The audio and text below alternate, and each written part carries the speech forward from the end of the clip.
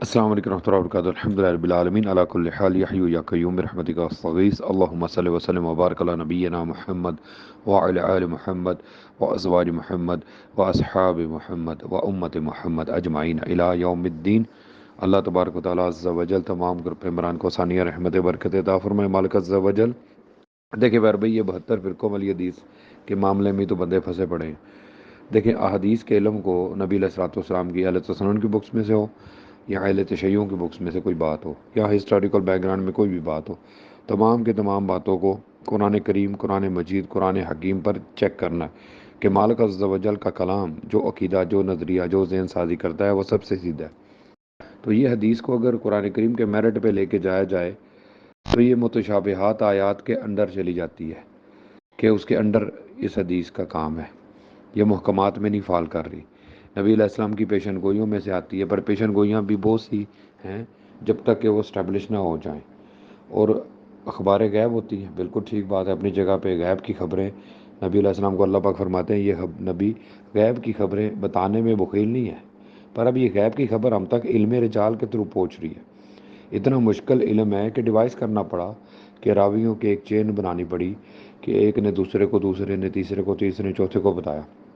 فہم کی غلطی لگ سکتی ہے، مس انڈرسٹینڈنگ ہو سکتی ہے، اور بہت سارے مسئلے مسائل ہیں۔ کچھ CCTV کیمراز نہیں ہیں، نیت کا علم نہیں ہے، کس کو کب کس طرح کہا، آگے اس نے کس طرح کہا، پھر آگے کس طرح کہا، تو متن میں ٹویسٹ ہو جاتا ہے۔ بات جو ہے وہ اگر راوی سکھا بھی ہوں تو مسئلے مسائل یہ ہیں کہ متن میں فرق آ سکتا ہے۔ اس متن کا ہی اہل سنن کی بکس میں سے ہو یا اہل تشیع کو، وہ قرآن کریم پر چیک کیا جاتا ہے۔ ٹھیک ہے نا سر، کیونکہ اہل تشیع کا علم رجال اپنا ہے، اہل تسنن کا علم رجال اپنا ہے۔ پھر اس کے علاوہ خارجیت، ناسبیت اور رفضیت کی سوچیں بھی موجود ہیں۔ اس وقت بھی سوچیں ڈیولپ ہو چکی تھی جب یہ علم ترتیب دیے جا رہے تھے۔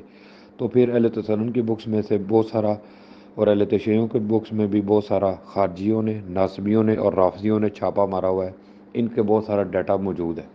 پھر اس کے بعد اہل تسنن نے کوئی بھی بات ہوگی اہل تشیعوں کی تو انہوں نے کہنا یہ کوفی راوی ہے لہٰذا یہ فارغ ہے۔ اہل تشیعوں نے اہل تسنن کی کوئی بات نہیں ماننی، کیونکہ انہوں نے کہنا یہ شامی راوی ہے تو ہمارے لیے قابل قبول نہیں ہے، کیونکہ ان ساروں نے اپنے عقیدے، نظریے، ذہن سازیاں، گول سیٹنگز ترتیب دی ہوئی ہیں، خود ساختہ خیال اور گمان اور خواہشات کے تابع فرما ہوتے ہوئے، نفس، شیطان اور من دون اللہ کے ٹریپس میں پھنساتے ہوئے، قرآن کریم کی درجنوں آیات کی خلاف ورزیاں کرتے ہوئے۔ یہ مسئلے مسائل ہیں سارے۔ امت اس لیے پھنسی پڑی ہے، آزمائش ہو رہی ہے ساروں کی بہت بڑی۔ اعوذ باللہ من الشیطان الرجیم، بسم اللہ الرحمن الرحیم۔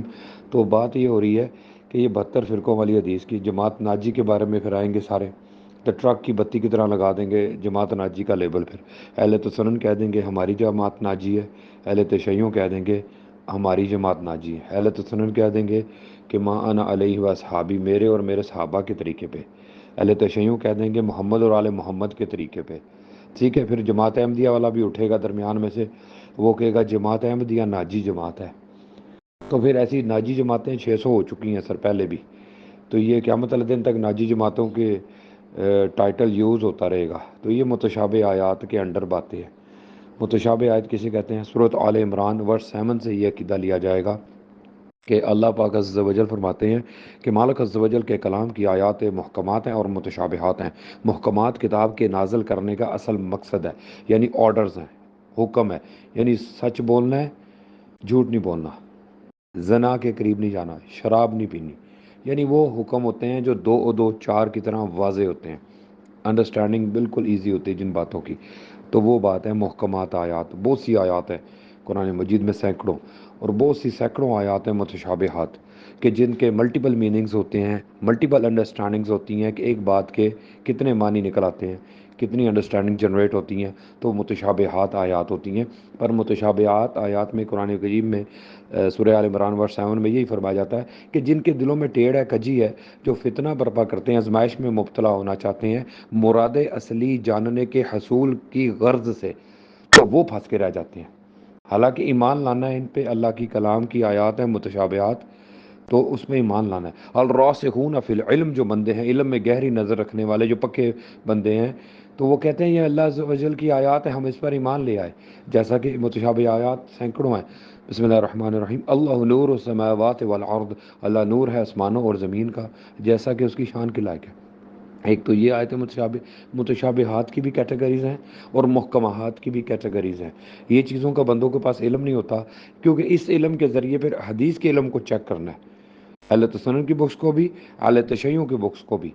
تو بیچارے بندے پھنسے رہتے ہیں اپنے خیال اور گمان اور خواہشات کے تابع فرما ہوتے ہوئے، اپنے عقیدے نظریے ذہن سازیاں جو ڈیولپ کرتے ہیں، یا بلٹ ان سسٹم میں آلریڈی جو ان کو عقیدہ نظریہ ذہن سازی ملتا ہے، اسی پہ گول کیپریاں اور چوکیداریاں کرتے ہوئے اس کی، کیونکہ ہمارا پہلے فقہ کے ذریعے ذہن سازی گھر میں کی جاتی ہے، پھر اس کے بعد ہمیں حدیثوں کے اور قرآن کریم کی آیات میں سے پک اینڈ چوز کر کے اپنے اپنے مطلب کی آیات اور اپنے اپنے مطلب کی حدیثیں بتائی جاتی ہیں۔ اہل تسنن والوں کو اپنی باتیں، اہل تشیع والوں کو اپنی باتیں، پھر جس نے جو بھی اپنا عقیدہ خود ساختہ گڑھا ہے، تو اس کی چوکیداری اور گول کیپری کرنے کے لیے اس کے پاس کوئی نہ کوئی تو ثبوت ہوتا ہے نا۔ تو یہ مسئلے مسائل ہیں ساروں کے۔ ڈیفینٹ نالج پہ رہنا ہے قرآن و سنت کے، مالک عز و جل کے کلام کے ذریعے، اور پیارے آقا کریم علیہ الصلوۃ والسلام کے فرمان کے ذریعے، اور آقا کریم علیہ السلام کی سنت کے طریقے کو بھی قرآن کریم پر چیک کرنا ہے۔ نبی علیہ السلام کا کوئی عمل مالک عز و جل کے کلام سے باہر نہیں ہو سکتا۔ یاد رکھیے گا یہ باتیں، یہ بڑا سیریس ٹاپکس ہیں، بندوں نے ان باتوں کا علم حاصل کرنا نہیں چاہا، اس وجہ سے پھنس کے رہ گئے کہ 72 فرقوں والی حدیث میں آ کے پھنسے رہیں گے سارے، کیونکہ حالانکہ قرآن کریم کی جو متشابہات ہیں وہ اللہ پاک نے بیان کی ہیں، اس لیے ہم یقین کرتے ہیں، کیونکہ ذالک الکتاب لا ریب فیہ میں بھی یہ باتیں موجود ہیں، مالک عز و جل کے کلام ہے جس میں کوئی شک نہیں ہے۔ پر حدیث کی کتب سنیوں کی ہو یا حدیث کی کتب شیعوں کی ہوں، یہ تو بندوں کے تھرو ڈیزائن ہوئی ہیں علم رجال کے ذریعے۔ اتنی مشکل بات ہے کہ ان کو علم، اور اسی پہ نبی علیہ السلام نے دھمکی بھی لگائی ہے کہ جس نے میری طرف کوئی ایسی حدیث منسوب کی یا ایسی بات میری طرف منسوب کی جو میں نے نہیں کہا ہوگا، تو وہ اپنا ٹھکانہ جہنم میں سمجھے۔ تو پھر یہ دیکھیں، یہ مسئلے مسائل بھی ہیں نا۔ قرآن کریم کے بارے میں تو آقا کریم علیہ السلام نے دھمکی نہیں نہ لگائی۔